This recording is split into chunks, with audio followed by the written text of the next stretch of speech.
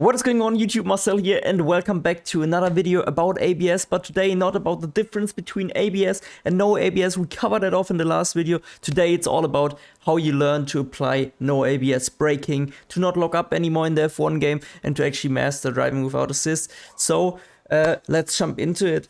First of all, if you haven't seen the other video to see what is faster, ABS or no ABS, go and check it out. It's in the recent uploads, and it's in the tutorial section and guides and whatever. And it's super interesting to see how much time you gain by using ABS, so it's actually faster. Little spoiler, but how much faster I won't tell you, so go and watch it. Will also make you understand why it's much better to use ABS, but of course in F1 esports we're not allowed to use it also in most leagues, because it's just how the real drivers also drive in Formula 1. And so I will teach you today what you have to do. So first of all, I will show you what not to do, and I will also tell you what to do, and I will demonstrate that to you and also explain it in a simple way, not make this video too long, because I know you guys are all busy, I'm busy, and you want to have these fast tips that you can quickly apply. First of all, what you need to do is trail brake. You might have heard that term quite a lot, and you are like, what do they mean, these streamers, content creators, esports drivers, or real life drivers with trail braking? Trail braking is the technique in modern Formula 1 where you kind of, well, it's not just for Formula 1, it's in general in racing, it's a key technique that you need to apply, not just to not lock up, but to also have a smooth weight transfer. If you accelerate, the car goes rearwards because all the power is getting transmitted to the rear wheels. If you brake, everything shifts forwards. And you can also hear that from a lot of the real life drivers. They are not too shocked about the acceleration of Formula 1 cars. Usually it's the braking that they have to get used to, because there's so much force in Formula 1 cars, and the braking with the G-forces. Like the sudden weight transfer from full-on acceleration and speed to going to nearly stop still for a corner where you have to brake as late as possible. That's the kind of magic, the key point, how to gain time under braking into corners, and how you also, with the braking, you don't just gain time under braking the way you brake, but you also set up the car for the corner exit if it's going into another corner and whatsoever. So slow in, fast out, going fast and slow out, whatever, all these kind of things, how you race. That is all determined by braking. And so we have to master trail braking, and what it is, so it depends from corner to corner. But basically, you can also see it now, we step heavy into the brakes and then we ease off into the corner apex to have this weight transfer. So there's a sudden move of weight, and then we slowly shift that weight back to neutral into the middle of the car, so the front stops from dipping down, because a lot of, like, by braking and trail braking, you also get more turn in. So by trail braking into the corner apex, it's easier to turn in. If you get it wrong, it's harder, because you get the understeer from locking up. But if you get it right, the car rotates more into the corner apex, and that's what you want. You want more rotation. That is one part of the controlled rotation that I usually talk about.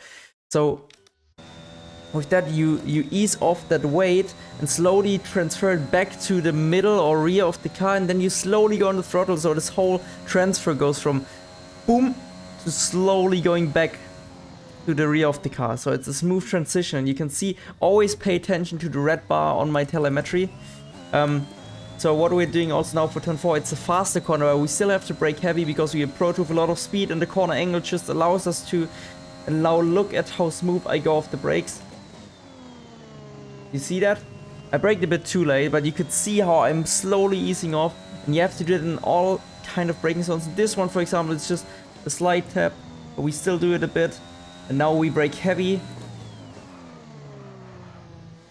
And if you already lock up like I did, you have to slowly ease off the brakes more and more, so you stop the front wheels or rear wheels, depending on where you lock up, from locking up. And pretty much that is already the main thing about trail braking, but I will visualize you what not to do, and then again, like in slow-mo, what you do under trail braking.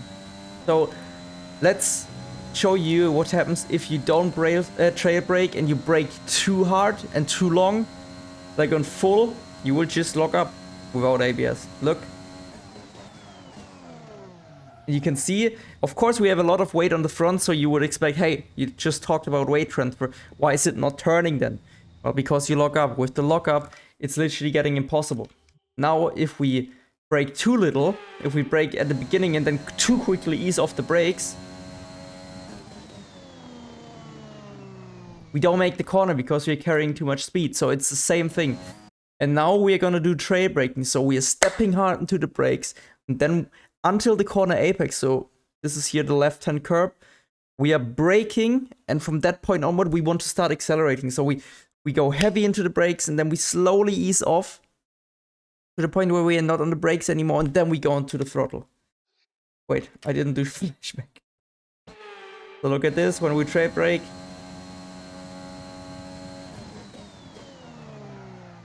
Of course I lock up and we get a bit of understeer, but like I said already in the other video, Brazil is really hard with the default that I'm not to lock up in some corners. Like it happens so often.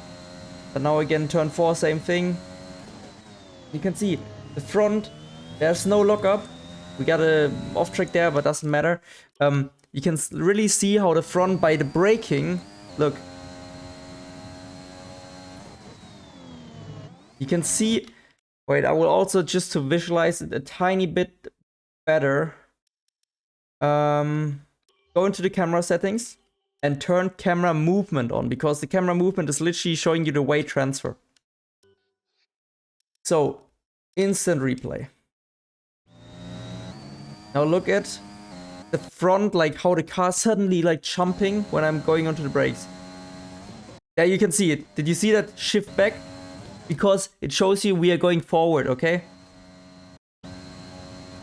And how it's slowly easing off. Did you see how we could literally see the car number when we were braking at the beginning? Because it's like suddenly going forward and then we ease off and now it's back to normal.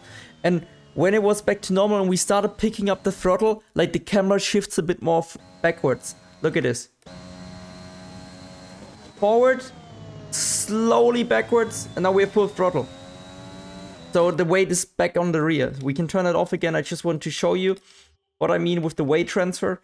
And you could also see how the corner how it just get to the apex without locking up, because I ease off before I would lock up. Of course, part of the braking as well. You cannot turn too much. If you turn also a lot while straight braking, you will still lock up. You need to like brake as straight as possible all the time. So line up the car as straight as you can, then brake, and also open the steering wheel gradually. So you go off the brakes slowly, but you also go from the steering wheel from steering to neutral, more or less. And it's the same thing everywhere. Look. So at the beginning of the corner here, we turn a lot and we slowly ease off, so we can still turn a bit more. But now to make this whole transfer, we have to ease off. Like it's usually at the corner exit where we start opening the steering wheel more. But you cannot, like if I would turn more, I would still lock up no matter how good I trail brake. And I will quickly show you that. So once again, heavy braking, easing off, and you can see the front just bites into the corner more than before. If we would lock up, we would go a bit further away from the curb. Let's do it once with a lockup. Or too much turning. Watch out, I'm turning too much now. You see that? Even though we are trail braking, because of the certain angle, so you have to, for every single corner, find it. Turn rather a bit less than too much. If you turn too much, you will always get understeer or lock up. If you turn a bit less, you might miss the corner, but the errors will be smaller. So you have to get a feeling for what is right and what not. Now, once again, the other way how to mess it up. If we just stand too long on the brakes and steer normally,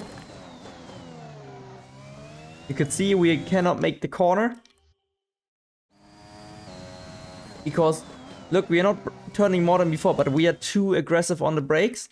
And now what happens if we are, again, too little on the brakes, or like we go quickly in, but we trail brake way too quick? You just go wide. So trail braking really needs to be a smooth transition. So let me stand still for a second. So if we go into a corner, look at my brake. I will start like this fully. If it's a heavy braking zone, of course, this doesn't apply for every single corner, but let's say turn 4, heavy, and then we ease off. And this, like, you start easing off a bit quicker, but then like the initial part is a bit quicker, but then you like kind of try and hold it. Like you try and like these last few percentages, when you're close to the corner apex, you're just trying to hold that as long as you can, just marginal, so you have this little bit more weight on the front end to get the car turning. And this is how you trail brake. Let me quickly demonstrate you once more. Maybe I can do it in that corner still. You could see I'm braking into the corner apex. Let's do it like after the uphill right, because you usually also lock up there a lot.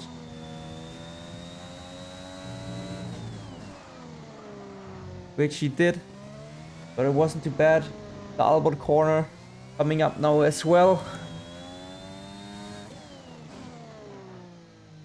More lockup, but you could literally hear us locking up, but easing off the brakes just when we heard that lockup and when we felt the front right locking, you ease off the brakes. If it locks up, usually locking up makes your braking process longer because the tires are standing still. There's a lot of friction and still motion going on. You have to ease off the brakes a tiny bit more and then maybe reapply the brakes if you need to, just to go quicker. But look at this. See it again here.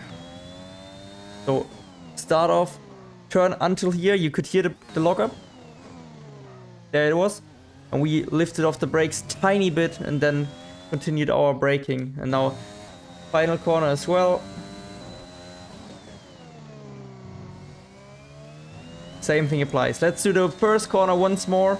That should already explain to you how we are doing it to not lock up. That's heavy braking, then a bit quicker off the brakes, and then you slow down the process to transfer the weight smoothly and safely.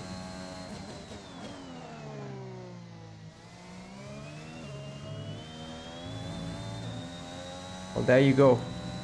That wasn't a perfect demonstration. Let's do it once more, because turn 1 is probably one of the trickiest corners. I would like to make it to the apex, maybe even without locking up with the default setup. Small lockup,